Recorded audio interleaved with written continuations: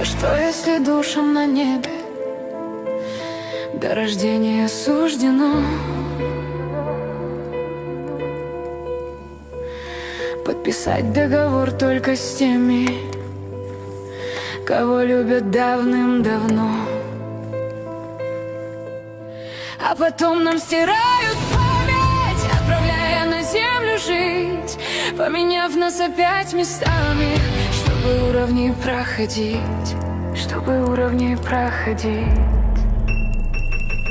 Если другая жизнь существует,